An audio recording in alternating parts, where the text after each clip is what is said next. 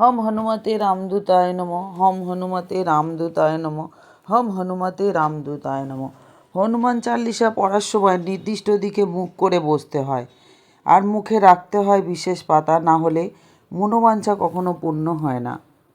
একদম ঠিক ধরেছেন। আজকে হনুমান চালিসা পাঠ কিভাবে করতে হয় তার বিস্তারিত আপনারা এই ভিডিওর মাধ্যমে জানতে পারবেন। আমরা নিয়মিত হনুমান চালিসা পাঠ করি, কিন্তু মনের মতো ফলপ্রাপ্তি আমাদের হয় না। নিষ্ঠা ভরে হনুমান চালিসা পাঠের পরও বজরংবলীর কৃপা লাভ করা যায় না, ফলে আমরা দুঃখ পাই, কষ্ট হয়। অনেকেই বজরংবলীর ওপর থেকে বিশ্বাসও হারিয়ে ফেলে সেই জন্য। কিন্তু সঠিক নিয়ম মেনে যদি সেটা পাঠ করা না যায়, তাহলে কিন্তু সঠিক ফল পাওয়া যায় না। হনুমান চালিসা পাঠের নানান নিয়ম রয়েছে, সেগুলো যদি সঠিক উপায় মেনে না পাঠ করা যায়, তাহলে ফল তো পাবেনই না, উল্টে সেটা খারাপ হয়ে যায়। এটা যদি আপনারা জানেন তাহলে আপনাদের সুবিধা হবে।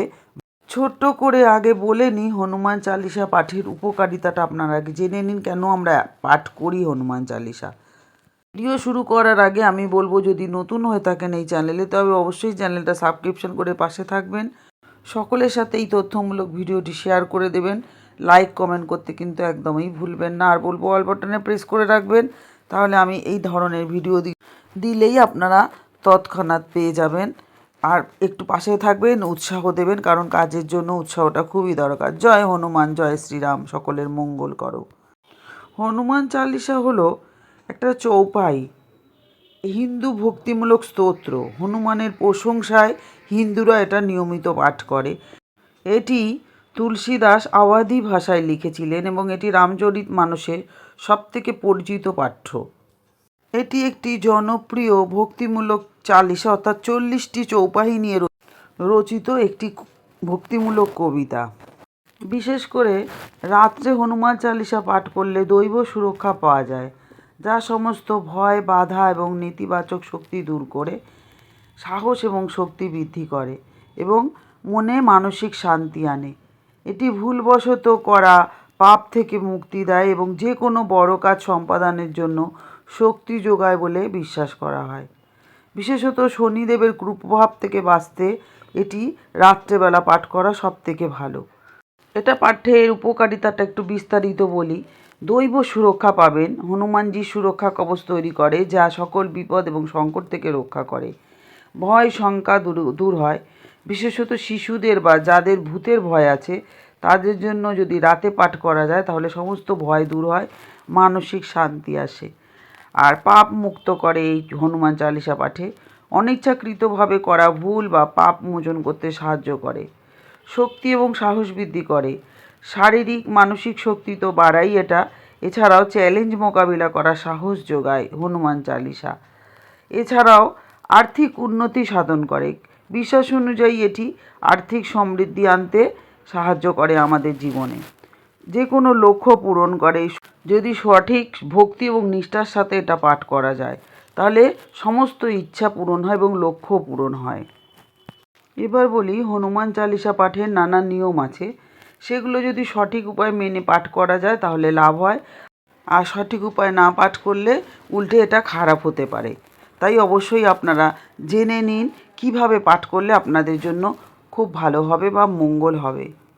অনেকেই আছেন জানে যে হনুমান চালিসা একটা পবিত্র জিনিস, আমরা সকালে ঘুম থেকে উঠে স্নানের পরে পাঠ করি। সেটা ঠিক কি না একটা বলি।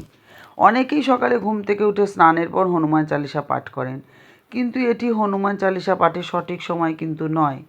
এটা সঠিক সময় হচ্ছে সন্ধেবেলা বা রাতেরবেলা ঘুমাতে যাওয়ার ঠিক আগে হনুমান চালিসা পাঠ করতে হয়, তাহলে বেশি উপকৃত হওয়া যায়। আর হনুমান চালিসা পাঠ করার সময় সর্বদা আপনারা পূর্ব দিকে মুখ করে বসবেন। আবার অনেকে মনে করেন যে মেয়েরা হনুমান চালিসা পড়তে পারেন না, তবে এই ধারণা কিন্তু সম্পূর্ণ ভ্রান্ত। মেয়ে এবং ছেলে উভয়ই হনুমান চালিসা পাঠ করতে পারেন, সঠিক নিয়ম মেনে পড়াটা বাঞ্ছনীয়। হনুমান চালিসা পাঠের সময় মুখে তুলসী পাতা রাখা আবশ্যক, কিন্তু সূর্যাস্তের পরে এই পাতা ছেঁড়া যাবে না। সকালে তুলসী পাতা ছিঁড়ে রাখতে হয়, সন্ধ্যায় বা রাতে পড়ার সময় সেটিকে মুখে রাখতে হবে। তারপর যখন হনুমান চালিসা পাঠ হয়ে যাবে, ওটাকে জল দিয়ে গিলে খেয়ে নিতে হবে। আর মেটে সিঁদুর, সর্ষের তেল বা তিল দিয়ে মিশিয়ে একটা মিশ্রণ বানিয়ে রাখতে হবে। হনুমান চালিসা পাঠের পর সেই মিশ্রণটা গলার কাছে বা বুকের মধ্যে টিপের আকারে লাগিয়ে দিতে হবে। মেটে সিঁদুর না পেলে সাধারণত লাল সিঁদুর দিয়েও এই টিপ পরা যেতে পারে। এই টিপ ভুলেও সিঁথিতে পরবেন না, বিশেষ করে মেয়েরা। আর যখন পড়তে বসবেন অবশ্যই একটা ঘিয়ের প্রদীপ বা চামেলি তেলের প্রদীপ কিন্তু সামনে জ্বালাবেন। আর কুশাসন বা যে কোনো পরিষ্কার আসনে বসে পাঠ করতে হয়। আর পাঠ শুরু করার আগে অবশ্যই প্রদীপ তো জ্বালাবেন, সামনে একটা গ্লাস জল রাখবেন। আর আরেকটা যেটা বলবো সবথেকে গুরুত্বপূর্ণ কথা, সেটা হচ্ছে আপনারা অনেকেই আছেন বা আমরা নিজেরাও তাড়াহুড়ো করে চালিসাটা পড়ি। তাড়াহুড়ো করে পড়াটা ঠিক নয়। স্পষ্ট উচ্চারণ করে পাঠ করুন, বই বা পুস্তক থেকে পাঠ করুন, তাহলে আপনাদের জন্য বেশি ভালো হবে। আর বিশেষ দিন জানেনই, বজরংবলীর দিন হচ্ছে মঙ্গলবার বা শনিবার। হনুমানজির বিশেষ কৃপা লাভ করা যায় এই দিনে পাঠ করলে। আর প্রতিদিন পাঠ করতে পারলে মনে সাহস বাড়ে, ভয় দূর হয় এবং আত্মবিশ্বাস বৃদ্ধি পায়। কোনো বিশেষ ইচ্ছা পূরণের জন্য 108 বার পাঠ করারও প্রচলন আছে।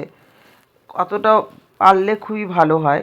আর পাঠ করার সময় অবশ্যই মন স্থির রাখবেন এবং শুদ্ধাচরণ মেনে পাঠ করবেন।